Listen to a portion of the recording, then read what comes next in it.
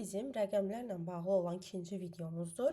Birinci videoda 0-dan 19-a qədər olan rəqəmləri keçdik. İndi isə onluqları keçirik. Əvvəlcə tək halda necə deyilir ona baxacağıq. Ondan sonra bu rəqəmlərlə düzələ bilən rəqəmləri necə yarandığına. Gəlin başlayaq. 20, 20, Z hərfi Ç kimi səslənir, W hərfi V səsini verir. Söz sonunda İq hissəsi varsa o G-ni biz iş kimi tələffüz edirik. Ona görə X-nın üstündə belə bir işarə qoymuşam ki, yəni daha yumuşaq, incə səslənməlidir. Z hərfi də ortada olan yenə Ç kimi səslənəcək. 30, 30. R hərfi söz əvvəlləri ortalarında çox zaman G kimi səslənir. E-i birləşməsi ay səsini verir. O B-yə oxşayan hərfin adı SZ-dir və 2 S səsini verir. Axırda da yenə İq var. Onu da İş kimi oxuyuruq. 30. Digəri fiyatik. Söz əvvəlində V hərfi F kimi oxunur. İ-E birləşməsi uzun İ səsini verir. Söz sonunda R, A kimi oxunur. Zıq hissəsi isə Z-nı Ç kimi, axırda G-ni da İş kimi oxuyacaq. Burada iki söz var, yəni iki hissəci var. Fiya 4 rəqəminin özü təklikdə axırda R, A oxunduğu üçün burada da onu elə oxumalıyıq. 50, fünftik.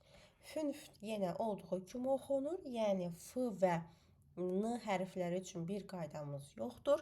Söz sonunda G İş səsini verdi. Z isə Ç kimi tələffüz olundu. Zəxtik. S-dan sonra sait gəlib. C-H birləşməsi yumşaq Ş bu formada tələffüz olunacaq. Zik hissələri də hamısında eynidir. Ona görə artıq onları qeyd etmirəm. Bildiz, yəni Z hərfidir, G hərfidir. Necə oxunur? Ziptik, axtik, nointik. Yəni bu rəqəmlər əvvəlki videodan öyrəndiyimiz 1-dən 12-yə qədər olan rəqəmlərdən düzəlir. Yəni bütün rəqəmlər. Ona görə birinci videoya əgər baxmamısınızsa, keçid eləyin, oradakilərə baxın, öyrənin, sonra bunları öyrənin. Çünki onları bilmədən onları bilmək, anlamaq biraz daha çətindir.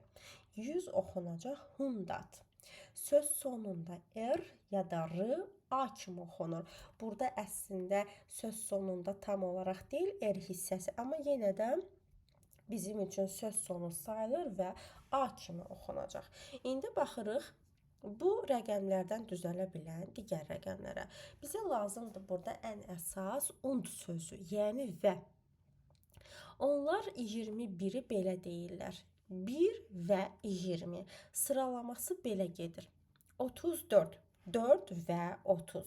57, 7 və 50, 68, 8 və 60, 92, 2 və 90. Bu formada düzəldirlər böyük rəqəmlərini və sözündən istifadə edirlər. Və gördüyünüz kimi hamısı da bitişik yazılır. Ümumiyyətlə Alman dilində 2 və 2-dən artıq sözlər bir araya gəldikdə bitişik yazılmalıdır mütləq formada. Və birinci təkliyi deyirlər, sonra və sözü və sonra onluğa keçirlər. Gəlin bir-bir hamısını oxuyaq. 21,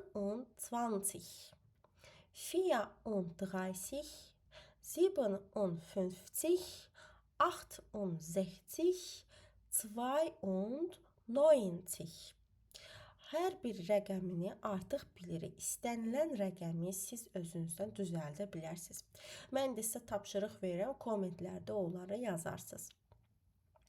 Məsələn, 47, 91 və 58. Bu rəqəmləri yazarsınız kommentlərə, baxaq görək kim doğru yazır.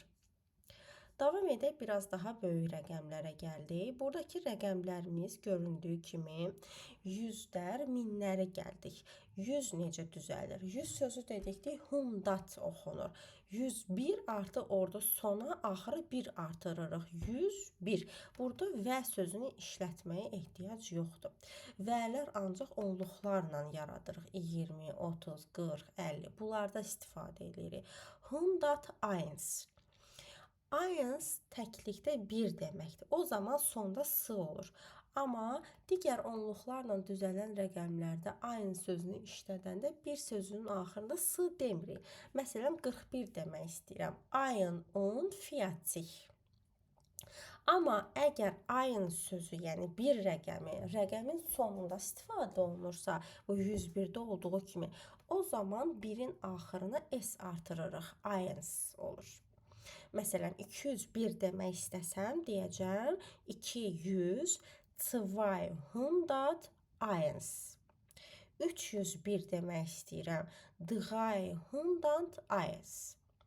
Yəni, əgər bir rəqəmin sonunda istifadə olunursa, o zaman eins formasında işlədirik. 110, birinci 100 deyəcəm, sonra 10 sözünü işlədəcəm. 110. Məsələn, 115 demək istəyirəm. 115. 125-ə gəldik. Birinci 100-ü deyirəm, sonra 25 deyəcəm. 25-i də əvvəldən öyrəndiyimiz qayda əsasında deməliyik. 125. Məsələn, demək istəyirəm ki, 176. 176. 500, 600, 800 fərqi yoxdur. Yüzlüklərdə qabağına sadəcə rəqəmini dəyişib və 100 sözünü işlədirik. 500. 700, 700. Bu formada olacaq. 1000 sözü isə 1000 deyə oxunur.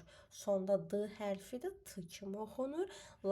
Yəni boğazdan d kimi yox, daha yumşaq formada d oxunur. S-dan əvvəl ya da sonra saat gəldiyi üçün də onu z-ya çevirmişik və sonlara yaxın 3-cü sırada e hərfi olduğu üçün onu da I kimi oxuyuruq. 1000.